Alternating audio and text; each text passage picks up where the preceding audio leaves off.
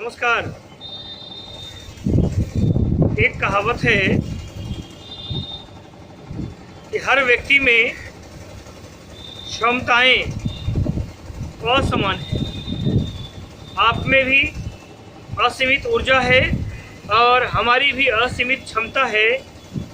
बस जो अपनी ऊर्जा और क्षमता को पहचान गया वह इतिहास लिख गया, और जिसे अपने आप पर भरोसा नहीं है वही गुमनाम हो गया। एक सेठ जी थे जिनके पास धन संपत्ति अपार थी। कई देश में उनके फार्म हाउस थे, संपत्तियां थी, नाम था, शोहरत था, प्रतिष्ठा थी। धीरे धीरे समय बीत रहा था और उनकी एकमात्र बच्ची जो विवाह योग्य हो गई थी, उसके विवाह की चिंता सताए जा रही।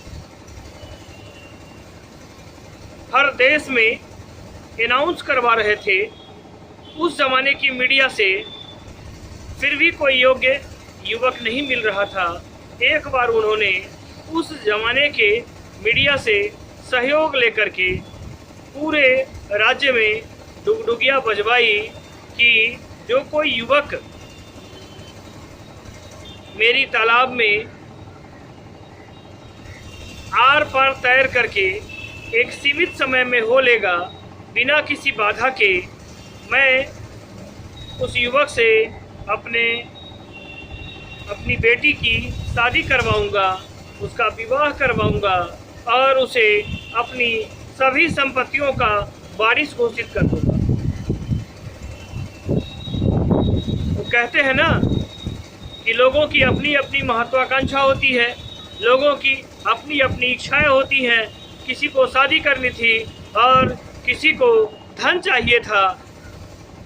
लोग विभिन्न ज़रूरतों के हिसाब से वहां पहुंचे थे उस पोखरा को देखने के लिए, जिसकी बड़ी चर्चा थी उस ज़माने में कि उसमें सेठ जी ने अपने शौक़ को पूरा करने के लिए बहुत सारे हिंसक जानवरों को पाल रखा था। बहुत सारे हिंसक जलीय जीव उस पोखरा में रहते थे और जिसे देख करके सेठ जी बहुत खुश होते थे। एक बड़ी भीड़ उस पोखरे को देखने के लिए पहुंचती है। भीड़ इतनी बड़ी हो जाती है कि पोखरा के चारों तरफ लोग खचाखच भर जाते हैं। लोग विभिन्न प्रकार की मछलियों को देखने के लिए उमड़ पड़ते हैं।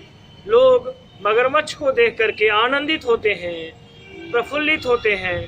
तो मगरमच्छ के करतब रोंगटे भी खड़े कर देते हैं। विषैले जीवों सांपों को देख करके लोगों की संवेदनाएं शून्य हो जाती हैं। इसी बीच में सेठ जी माइक पर आवाज़ लगाते हैं कि है कोई ऐसा बावनवीर जो अपनी जान की बाजी लगा करके इस पोखरे को तैर करके सारे रुकावटों को पीछे छोड़ते हुए जो मेरे मकसद को पूरा कर सकता हो, या तो वह किसी एस्टेट का एक धन ले सकता है, या फिर मैं सभी एस्टेट का धन देते हुए उसे अपनी बेटी का वारिस बना दूंगा। अपनी बेटी का हाथ उसके हाथ में डाल करके उसको जीवन संगिनी बना दूंगा। है कोई माई का लाल। इन्हीं शब्दों को सुनते हुई भीड़ सन्नाटे में तब्दील हो होती है और कोई भी युवक अपनी जान की बाजी लगाने के लिए तैयार नहीं होता है। जिस तरह का दृश्य होता है पोखरे में, उसको देखने के बाद किसी भी इंसान की चेतना शून्य हो जाती है, हिम्मत काम नहीं करती है। इसी बीच लोग देखते हैं कि एक अधना सा युवक, दुबला पतला युवक छलांग लगाता है। मछलियाँ तितर बितर हो जाती हैं, मगरमच्छ उसके पीछे पड़ता है, विषैले सांपों की झुंड उसका पीछा करने लगती है और वह अपने जान की परवाह नहीं करते हुए वह सपाट तैरते जाता है। मगरमच्छ उसके पीछे दौड़ते हैं और वह तैरते जाता है, पानी को चीरते हुए। उसकी प्रतिबिंब लोगों की आंखों के सामने आर पार ओझल हो जाती है। और वह बड़ी फुर्ती से बाहर निकलता है और हाँफते हुए किनारे आ जाता है। लोगों के बीच में कौतूहलता आ जाती है। लोग उस युवक को देखने के लिए दौड़ पड़ते हैं और लोगों के झुंड में वह युवक खो जाता है। थोड़ी देर के बाद सेठ जी के सिपाह सलाहकार पहुंचते हैं तौलिया लेकर के। कोई उसका बाल सहला रहा होता है, कोई उसका पीठ सुखा रहा होता है, कोई उसके बाहों में तौलिया से पानी पोंछ रहा होता है, कोई उसके जंघों को पानी से जंघा को अलग कर रहा होता है। तौलिया से अंग प्रत्यंग सेठ जी के चमचे सिपाह सलाहकार उसकी आओ भगत में लग जाते हैं, क्योंकि अब उस युवक का भाग्योदय होने वाला होता है, अब उसकी शादी होने वाली होती है और उसका गुमनापन समाप्त होने वाला होता है। अब वह एक विशेष नागरिक बनने वाला होता है। इसी बीच में माइक पर आवाज़ आती है कि उस होनहार युवक को माइक पर लेके आया जाए। सारे सेठ जी के लोग उसे लेकर के लाउड स्पीकर के पास जाते हैं। सेठ जी की एक ऊंची आवाज़ गूंजती है, बोलो बेटा, क्या करना है? शादी करना है बच्चा। लड़का वह हाँफते हुए बोलता है ना। फिर सेठ जी की आवाज़ आती है, शादी नहीं करना है। तो फिर वह हाँफते हुए बोलता है ना। तो सेठ जी आश्चर्य में पड़ जाते हैं। फिर सेठ जी दबी जुबान से बहुत कूद करके बोलते हैं, तुमको धन चाहिए क्या? बड़ी उदासी से यह स्वर माइक पर गूंजती है। वह लड़का बोलता है ना। फिर वह हाँफते हुए बोलता है ना। तो वह भीड़ स्तब्ध हो जाती है। वह भीड़ में तरह तरह की बातें आम होने लगती हैं, तरह तरह की चर्चाएं आम होने लगती हैं। फिर उसे डपट के कहा जाता है, तो फिर तुमने अपनी जान की बाजी क्यों लगाई? तुम क्यों कूद गए? लड़का रोते हुए बोलता है कि सेठ जी, पता कीजिए कि मुझे इस पानी में धकेला कौन?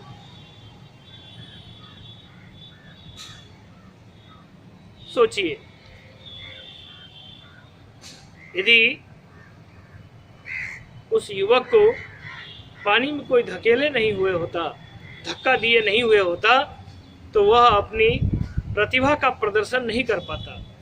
हर व्यक्ति में प्रतिभाएं होती हैं, बस उसको पहचानने वाले की ज़रूरत होती है।